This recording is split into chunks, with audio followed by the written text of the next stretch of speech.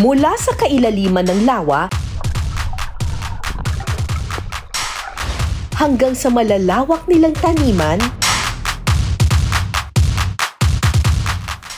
hala! Super tamis! Pati yung loob, yung gitna. Pwedeng kainam. pati na rin sa kanilang mayamang bakawan.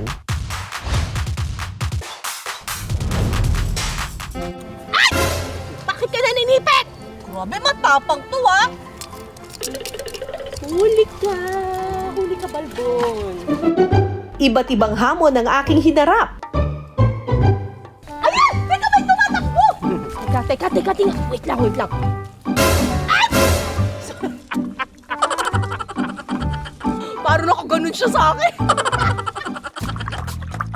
Para matikman ang mga ipinagmamalaking pagkain ng lugar na tinaguriang City of Beautiful People, ang Ormoc City. Kalain mo, no? Dito lang namin niluto, pero ang sarap. Lasang-lasa mo yung butter, tapos okay pala yung nilagyan ng sweet chili sauce. Ay, ang sarap! Tikman naman natin itong crispy tab. Wow! Crispy talaga, oh! Alam niyo yung crispy tahong chips?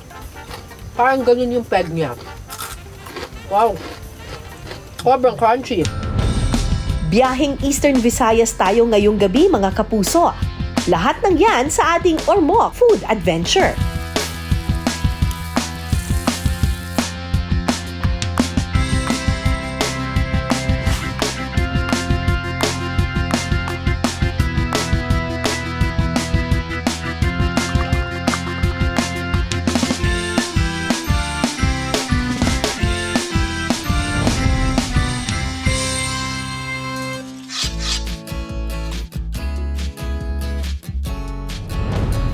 First stop ng ating adventure at food trip dito sa Ormoc ang Lake Danao.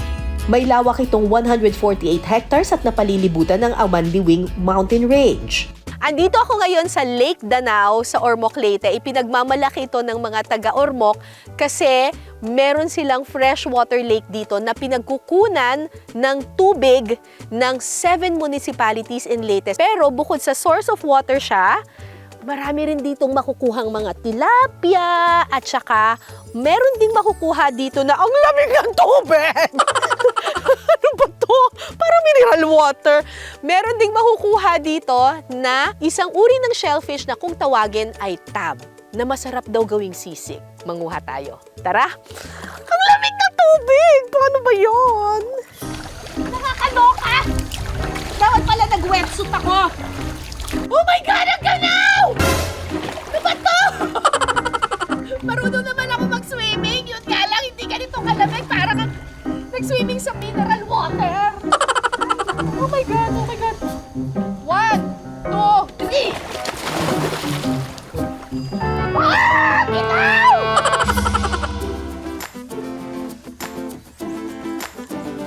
Hindi makita. Uy! Ang galing mo naman! Wala akong makita eh! Nandun po sa ilalim. Tab ang tawag sa mga shellfish na makukuha sa Lake Danao.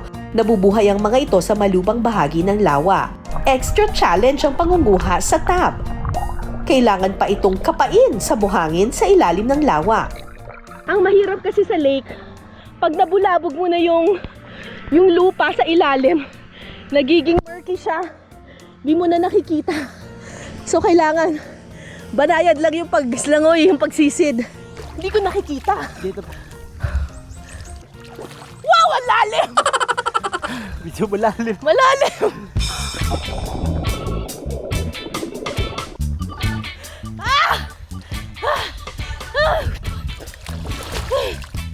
Dalawang piraso. Dalawang piraso lang nakuha ko.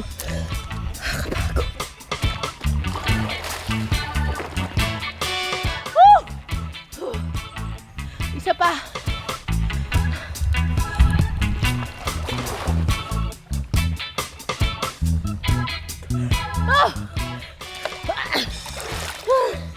Nakakapagod. Ang hirap. Kumpara kasi sa dagat, yung tubig sa lake or sa lawa, medyo mabigat siya. Sa dagat kasi, mas buoyant tayo, mas mabilis tayong lumutang. Yung tubig sa lake, parang hinihila pa ilalim. Kaya nakakapagod talaga. Ito, nakakuha ko ng 3. Ay, Diyos ko Lord. Ang hirap. Dapat masarap tong tab na to ah. Ang hirap kunin. Yun, dami na namin nakuha. Okay. Nakakapagod mang manguha ng tab, sulit naman daw ang aming pagsisid dahil masarap daw itong gawing tab sisig at crispy tab. Ito na yung mga nakuha naming tab mula sa Lake Danao. At magluluto na tayo ngayon ng sisig na tab.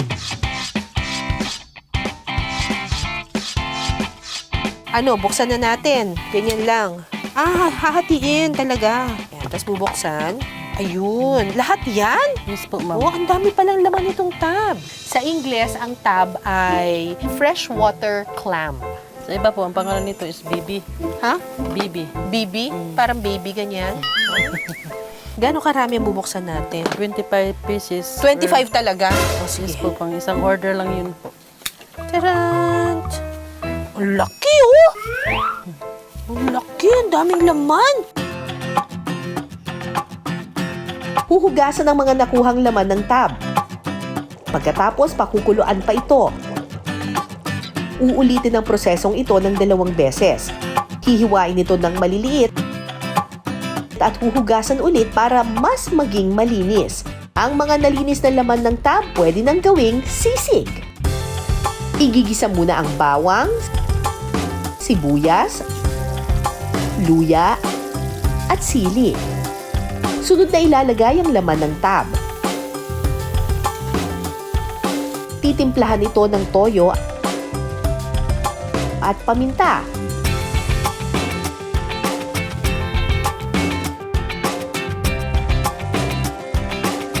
Ilang minuto pa, luto na ang ating tab sisig.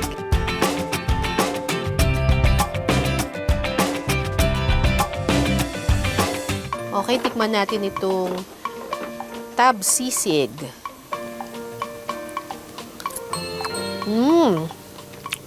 Maanghang ah. May anghang siya pero sakto lang. Hindi naman siya malansa kasi nagisa siya sa luya, sa sibuyas, tsaka sa bawang. Pwedeng pangpulutan.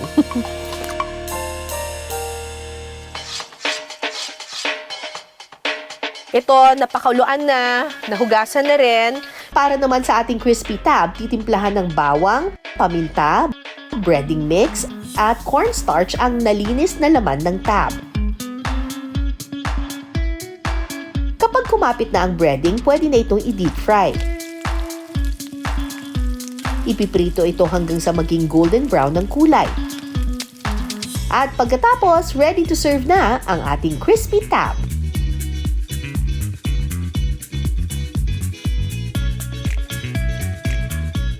Tikman naman natin itong crispy tab. Wow! Crispy talaga, oh.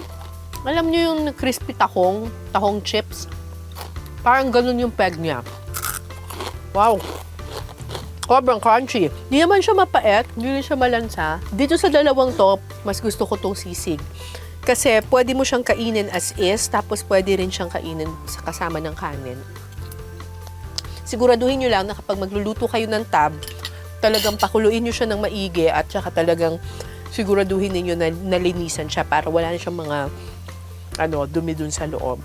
Kaya ito talagang walang lansa at all. Mula sa Lake Danao, sunod naman nating bibisitahin ang ipinagmamalaki nilang Mangrove Eco Park. Kung gusto mo nga raw masilayan ng ganda ng kalikasan, isa ito sa mga dapat mong puntahan. Ang malawak na bakawan nagsisilbing tirahan ng mga isda at iba pang hayop. Sa kalapit naman nitong barangay, inaalagaan at pinararami ang mud crabs. Ang tanong, carry ko kayang makipagsipitan sa mga alimango? Andito ako ngayon sa Barangay Naungan sa Ormoc City at manghuhuli tayo ng mga alimango gamit ito. May sipit sila, may pangsipit din ako ha. So, ganito ang mangyayari. Yung tubig, yung lagusan na yan, kadugtong niyan yung palaisdaan. Palalabasin ni Kuya mamaya yung tubig, tas may kasama na daw mga alimango doon. Tapos ang challenge sa akin ay maunahan ko ang mga alimango sa pagsipit. Bago nila ako sipitin, kailangan makuha ko muna sila at masipit ko muna sila at mahuli. Siyempre may kasama akong expert, Doc. May call a friend ako. Si Kuya Rochelle ang magiging kasama natin sa panghuhuli ng alimango. Alin ang mas madaling gamitin? Ito o ito?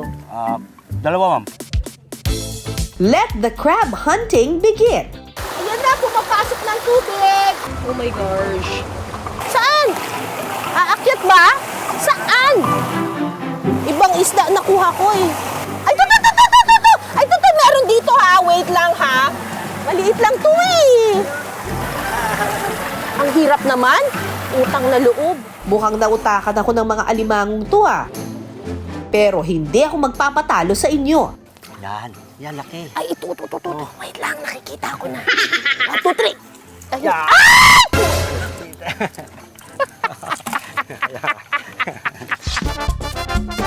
Isa sa ipinagmamalaking pagkain ng Ormoc City ang malinamnam nilang mud crabs. Pero bago ko ito matikman, kailangan ko daw munang paghirapan. Oh my God! Ayan! Teka, may tumatakbo! Teka. Wait lang.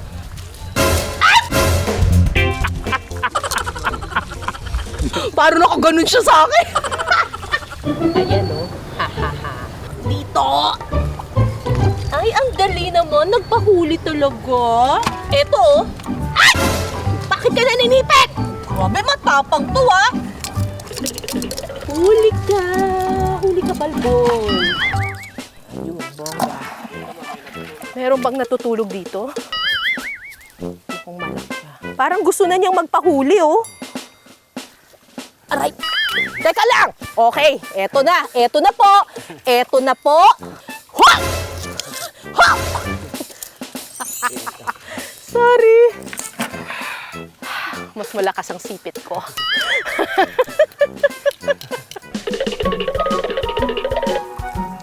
Parang patay na to Yan, Ay, dalawa Uy, nag-aasawahan kayo Mayroong isa dito may nakita ako dito. Hala mo, tatakas ka. Galing mo naman, ha? Oo. Laban. Huwag kang lumaban, mas malaki ang aking sipi. Eto, lalaban pa, ano? Yehey! Pagkatapos ng hirap, syempre sunod na ang sarap. Iluluto na natin ang mga nahuli nating mud crabs. Magluluto tayo ng garlic butter crabs, pero syempre, dapat linisin muna natin ito ng maigi. Kuha lang tayo nito, at nilalagay natin. Para mas malinis talaga yung isa natin dito baka para lalabas yung kinain niya, yung parang Pipisain yung, dyan. para kasi nabaho yung kwan yung para yung dumi niya. Kaya pipisain natin. So ito, Dito okay na to. Yan, pipisain naman. pipisain na ganyan. Yan, itong tawag ito yung alimang kasi may tatlo yung kasarian, babae, lalaki at saka Bakla. ito bakla. Ito bakla. Oo, yan. Ang babae kasi pabilog. Ang lalaki patusok. Ang pabilog na may patusok sa dulo, bakla. So, pipisain dito. Puro bakla ay nakuha natin Pakukuluan ng mga nalinis na alimango. Lalagyan ito ng kaunting suka para maalis ang lansa. Titimplahan ng asin, bawang at paminta.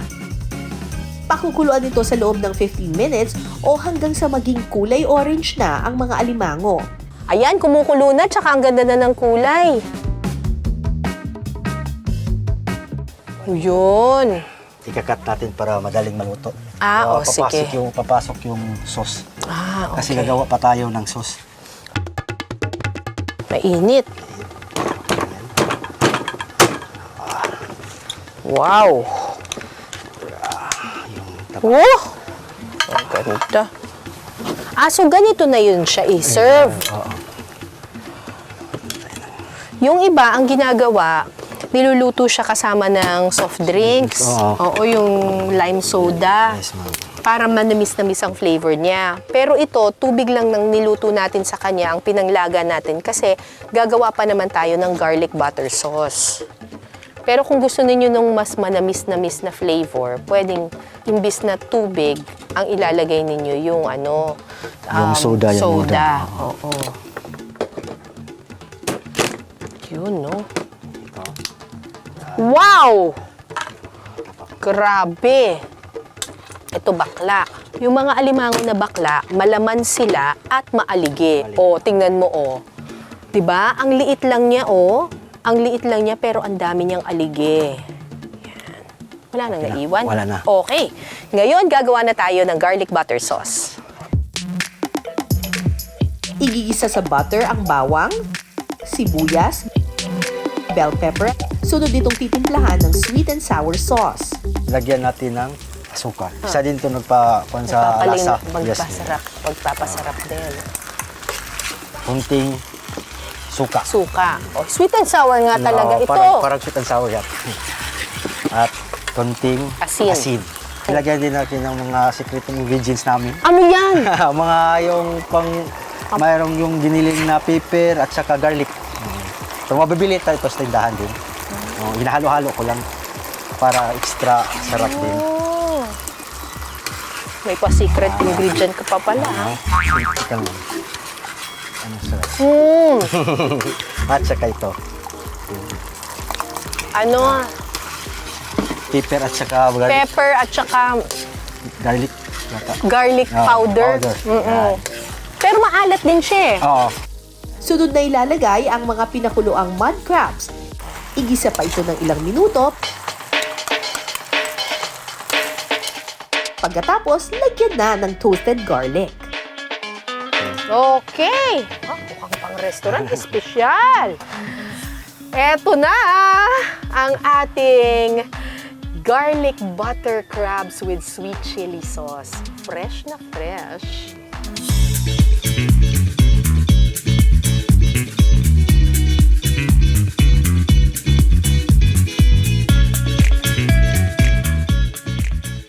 Alright, eto na po tayo. Talagang isang bandehadong kanin talaga pinahanda ko. Kasi mukhang masarap itong niluto ni Kuya Rochelle. Teka lang ha. Hanapin ko yung bakla ha. Ito yata, no? Ito to. Ako kasi, ganito ako kumain. Lalagay ko muna yung aligi dun sa kanin. Ito.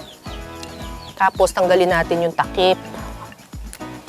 Naku, wag lang kayo magde-date sa kung meron kayo nililigawan o nagpapakute kayo sa isang guy.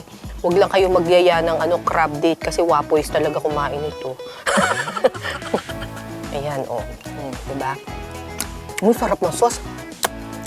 Tapos ihalo mo ngayon ng ganyan, Yan, diba? Bongga.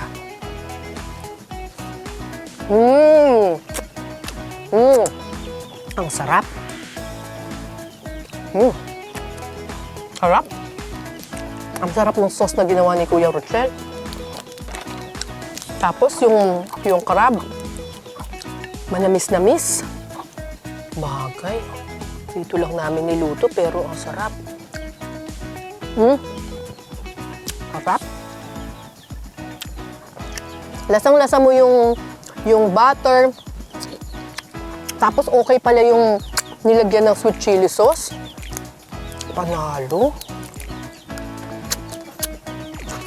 Tsaka alam mo talagang fresh yung yung alimango. Kapag madali siyang himayim, madaling matanggal yung laman niya doon sa Ayan, Ay, sus, ang taba. Wow. Naku, good luck sa kolesterol ko to. Panalo yung aliga.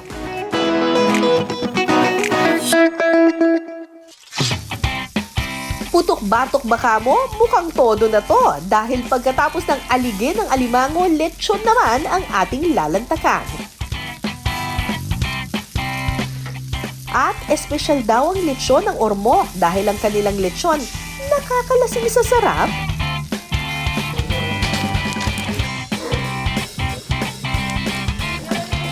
Sa lechonang ito, hindi pa man pumuputok ang araw, busy na ang mga lechonera sa pagtitimpla ng kanilang lechon.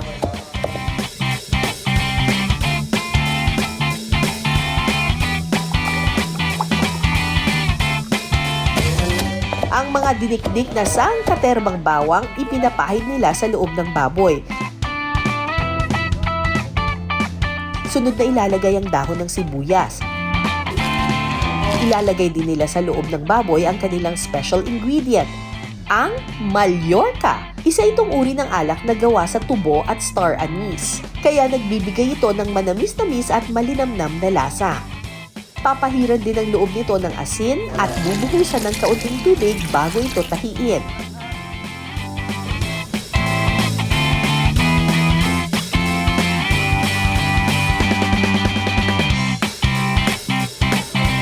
Bago isalang sa ihawan, papahiran din muna ng tinunaw na powdered milk ang balat ng baboy. Ito raw ang magbibigay ng lutong sa ating ormok lechon.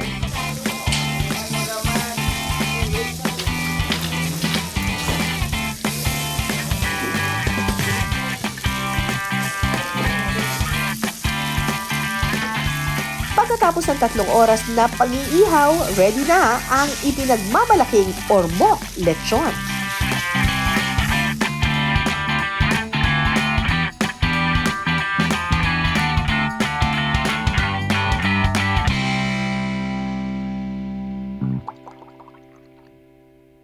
Kung may ipinagmamalaking lechon Cebu, meron ding ipinagmamalaking lechon ng mga taga-Ormoc. Ito, oh. Yan. Oh. Mmm.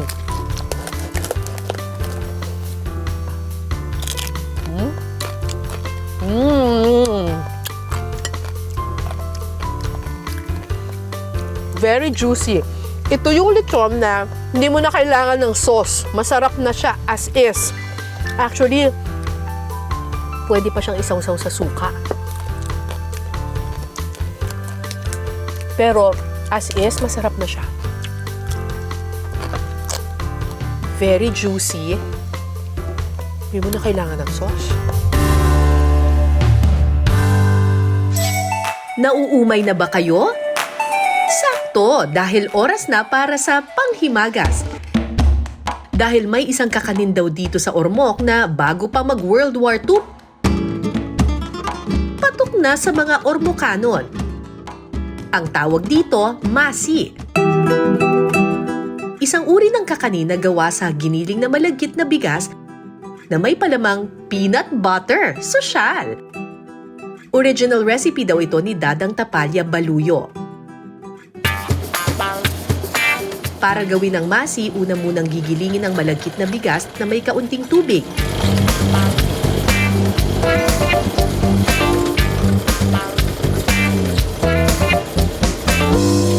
Pagkatapos, sunod namang gigilingin ng pino ang toasted na mani na may kaunting brown sugar.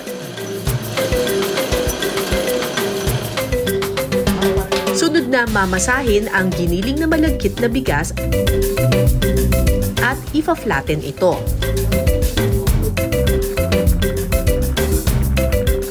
Ilulubog ito sa kumukulong tubig hanggang sa ito ay lumutang na para bang palitaw. Ready na para masahin. Pagkatapos natin siyang i-boil, lumutang siya, tas luto na, mamasa natin siya ng gata, fresh na gata.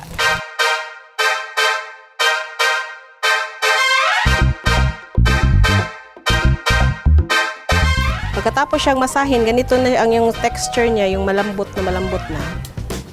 Gagawa ng maliliit na bilog. Tapos i-wrap siya sa peanut.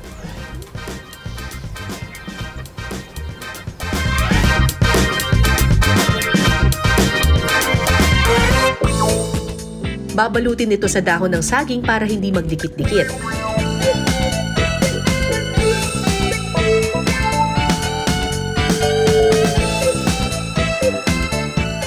At pagkatapos, pwede nang tikman ang classic Ormoc kakanin na masi. Maraming iba't ibang kakanin tayong mga Pilipino. Ito ang ipinagmamalaki ng Ormoc Leyte. Tikman natin. Ang pangalan daw nito ay masi. Parang sa unang tingin, para siyang mochi. Hala! Ang sarap nito. May malagkit siyang bigas. or galapong. Pero ang pinakapanalo sa kanya, meron siyang purong-purong peanut butter sa loob. Ay, ang sarap. Isa ito sa the best kakanin na natikman ko. Promise. Mayaman na kalikasan, magagandang tanawin at masasarap na pagkain. Ilan lamang yan sa mga dahilan kung bakit dapat bisitahin ang Ormoc City. Sana'y nag-enjoy kayo sa ating Ormoc Food Adventure.